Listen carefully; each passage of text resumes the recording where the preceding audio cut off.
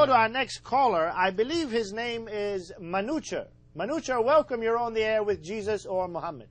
Yes, good evening. I came on the line last week. I wish I would see your program dealing with Islam. That was my suggestion, and you rejected my suggestion outright. So I would reluctantly like to take up your valuable time and to show you that how this position of yours can weaken your position. Ask two questions, and just very simple questions. I hope you will not mix them up and answer both of them separately. My first, give me a name of a reference history book other than the religious books that mention Jesus Christ. Oh, that's easy. Tell me, Jesus Christ was living at the era of which other famous historic figure? Who was the king of Iran at the time, or emperor of Russia, or prime minister of Bangladesh, for instance?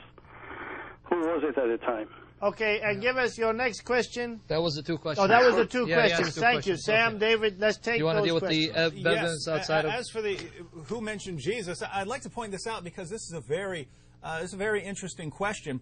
One, many people overestimate the amount of historical sources we have from the 1st and 2nd and 3rd centuries. We know that the Roman emperor during the time of Jesus was the Roman Emperor Tiberius. Here's a little question for historical research. How many historical sources do we have that even mention the Roman Emperor Tiberius within 150 years of his life?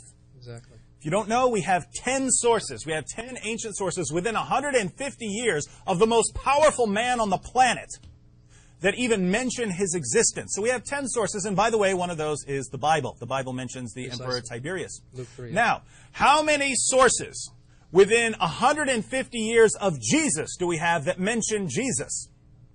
We have 40. And he was a Jewish peasant, a Jewish carpenter. This should boggle our minds. You shouldn't be asking, why don't we have more historical sources on Jesus? We should be asking ourselves, why do we have more ancient historical sources on Jesus than we do about the Roman emperor?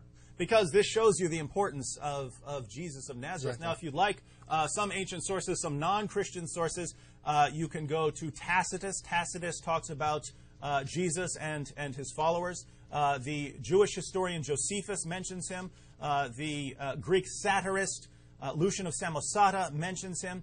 Marabar Serapion, who was, we have a letter preserved from someone named Marabar Serapion who mentions Jesus. So these are some of the sources. But by far, the most important sources on the life of Jesus are the Gospels. These are first century, and if you go to actual scholars, whether it's Christian scholars or non-Christian scholars, they agree that the Gospels, the genre of the Gospels, these are first century Greco-Roman biographies. These are people who are sitting down saying, this is the life of Jesus. So don't ignore these historical records when these are our most reliable historical records. And if you study these with an open mind, you will conclude Jesus was the divine Son of God who died on the cross for sins and rose from the dead. And we must, if we're going to listen to anyone tell us about God, we have to listen to Jesus. Excellent. Brother Sam. Yeah, by the grace of the Lord Jesus, I just want to add something.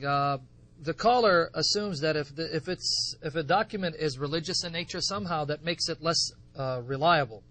Are we to assume that only non-religious figures can record history accurately, so that an atheist is less biased than someone who's religious? Everyone has their biases. In fact, if you read any ancient record, the author who's writing has a specific bias, whether it's religious or otherwise. So try to brush aside the New Testament documents as being irrelevant because they're religious. This is irrational, and it's being inconsistent because this is not how we do history. And secondly, you have to account for the start of Christianity. When you say, well, give me some sources outside of any religious documents, in other words, you're trying to undermine the New Testament because they're religious documents, you have to explain the origin of the faith of these authors. What would lead Jews as well as Gentiles to start worshiping a crucified man who hung on the cross naked?